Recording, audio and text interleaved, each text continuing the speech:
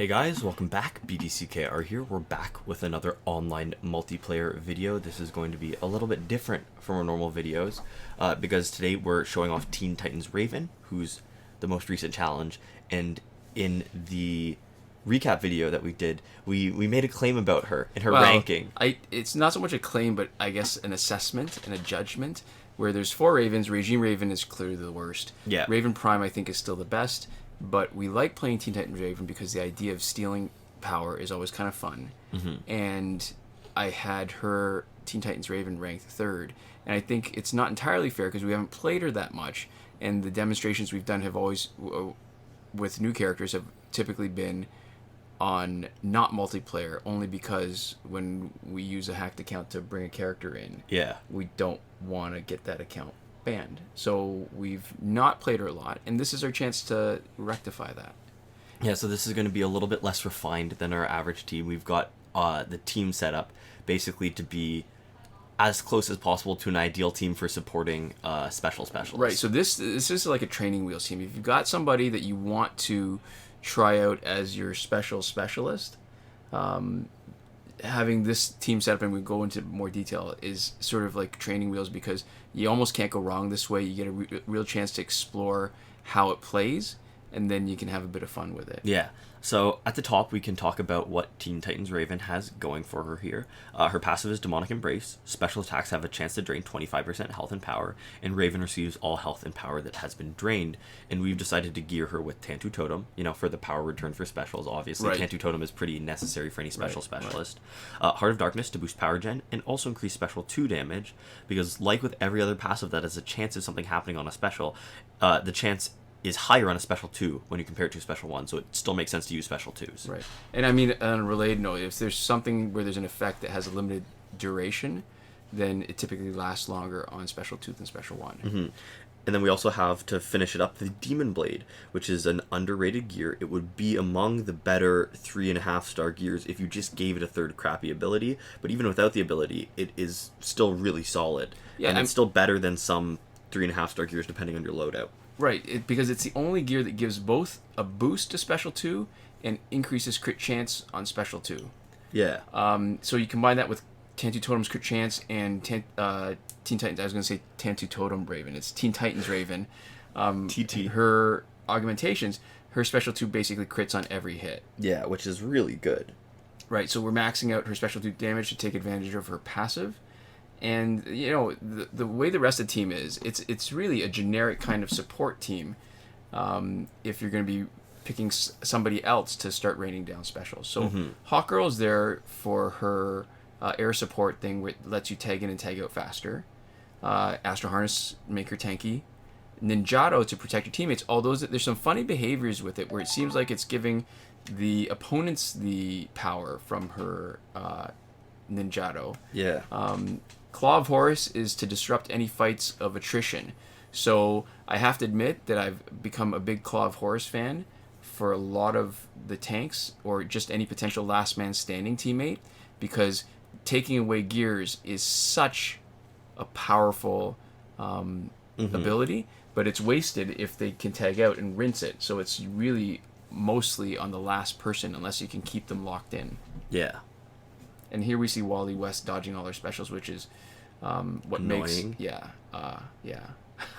So to me, Hawkgirl it's almost criminal how underused she is, because her passive is so useful for any team that uses Tantu Totem. Especially Tantu Totem and Master's Death Guard together. Right. So Batgirl is there for her power, to give a power bar to Bar of Power. To I wanted to say Tantu Totem again. Teen Titans Raven. It's like you just had a stroke. Yeah. So it brings her to 2 bars. So regardless of any power dampeners, Raven starts with 2. I've given her Master's Death card so that she mostly has a bar of power every time she tags in. I mean, when I say mostly, it's because power dampening teams, she won't get a full bar of power. And it also gives her an opening to land her Special 1 unblocked. So that's necessary if we want to get the stun and really load up the damage with Necron's Scythe. Yeah. To boost stun damage. And I picked that over Cloak only because with the Master Death card, we don't get the tag in stun off the Cloak. Yeah. We give up the boosted crit damage for the but we trade that for getting an extra life if she knocks anyone out, because like I said, we're experimenting. Well, like you said, we're experimenting with this team, and you never know what's going to happen. So we tend to be a bit more careful. Oh, this is going to be interesting because we can't stun, but we can still do and no crits, but we can still do a lot of damage over time. Yeah, and then to round out Batgirl, we've got the LexCorp Gauntlets or is it Gauntlet or Gauntlets? Is it one or is it two? I don't know. I don't remember from the name anymore. Yeah. To increase crit chance on special 1, which is what we're going to be using the most with her, and there isn't any other piece of gear that gives you a higher chance. Right. So just a real quick recap of everybody's gear, just in case the explanation bogged you down a little bit. We've got Teen Titans Raven with Tantu Totem, Heart of Darkness, and Demon Blade. We've got Hawkgirl with Astro Harness, Ninjato, and Claw of Horus. And Batgirl with Master's Deathcart, Necron Scythe, and LexCorp Gauntlet. Or Gauntlets. Right. So I guess in the case of Batgirl too, it's probably worth mentioning. I mean, it's not necessarily, that's not a perfect loadout. I mean, you could swap out the gauntlets for League of Assassins knives. The thing is, you get less crit chance, but you get splash damage.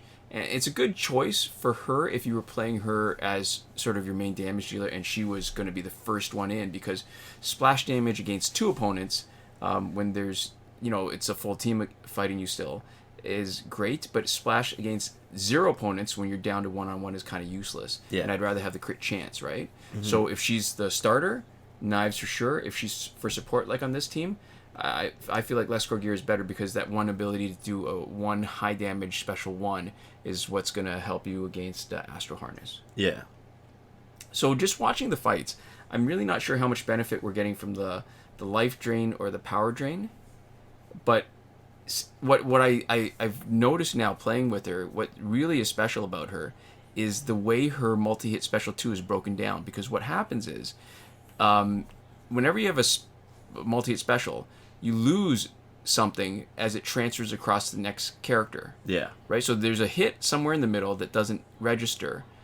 And hers is, we're not seeing this fight, but her damage on the front end is often good enough to knock somebody out. There's a middle hit that's low damage that we don't lose too much on. And then it's back end weighted with a bunch of hard hits at the end too. So there's a chance of knocking out 2 people at the same time. Yeah, the rhythm is really good. Right. The tempo. So it's that there's not much wasted in that transition if we get lucky enough to knock out 2 people with 1 special 2. So here's the thing, I guess. To really be fair, most cards with a decent special 2, so if they're in line in damage with the rest of the team, is going to do well on this team no matter what. Yeah. Because there it is. That was 2. But this is a great support. Oh, wow. Yeah, that was good. This is a great support team. And I'm not sure that I want to re-rank Teen Titans Raven. I still think maybe Rebirth is a little bit better. All right, so Gotham Batman is a little bit of a entry hazard. Yeah. Pain in the butt. And the only good thing is, because we're not relying on Master's Deathcart to generate the second bar of power, we could still tag in if we wanted to. Oh. If we gotten the timing on that right, it would have made a lot more sense to just try to knock him out, but now he's not going to do anything to us. So it's really just buying us time. If we could stun him, then Teen Titans Raven can come in and we can just do whatever we want to him. Yeah, so we're being a little bit careful here. Which is, you can really only, okay, now we're done. We don't have to worry anymore. We'll see if we, she blocks, so we won't stun her. But we're ready to, but we cracked open one of her gears. This is perfect. And then if Gotham Batman comes back, we don't have to worry about it. Oh, that sucks. What a waste. Yeah, that was close, though. I mean, she's doing enough damage that even blocked it was still pretty good. Will this be enough is the question. Nah, not even close. So we need to tag her out. That's unfortunate because... Alright, so how this loadout works is, because she doesn't have Master's Deathcart, we don't get 2 bars every time she tags in. We gotta wait for... or generate another bar when she comes in on her own. Yeah. But the advantage is that we don't push... and we lose the chance of getting an unblocked special 2 just based on the little pitter-patter hits from Master's Deathcart. Yeah. But we get the slight advantage where that we don't shove them away and we don't have distance. It doesn't matter with Teen Titans because I think her special 1 is ranged, but Oh, that kind of sucks too. So we're going to struggle a little bit with this team. Not this team, this fight, I mean. Yeah. When I say this team, I meant against the other team. Oh, yeah, I think we can get our power back here. Yeah, as long as he's not cracking us open. There we go. Okay. Oh, Perfect. There we go. Yeah, and this should be enough to... Oh. Uh-oh. That was interesting. What? But no, the passive triggered. So that was actually useful. That fight was won because of our passive. Even though the special 2 didn't do enough damage, you notice he got knocked out at the end because the 25% of his health was not is of his maximum health, not his remaining health. Yeah. So it was enough to knock him out. Okay. Not bad. There we go. All right, so That's a redeeming, this feature. is one of the fights where the passive actually came. probably won the into, fight. yeah, it came into play. Yeah, cool. So it's not so much that she's such a bad Raven, because the only bad Raven is Regime Raven. It's that she's... I still think if you're going to evaluate them properly, Raven Prime is not that hard to fight on defense. I've seen that comment and I get it.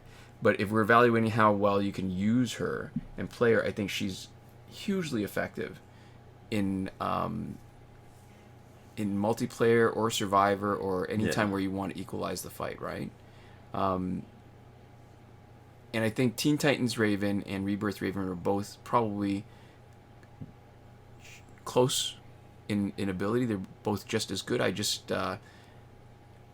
think on a different team, Teen Titans Raven, we're not trying to specifically optimize her. Right now, she's great because of... Oh, wow, that was fast.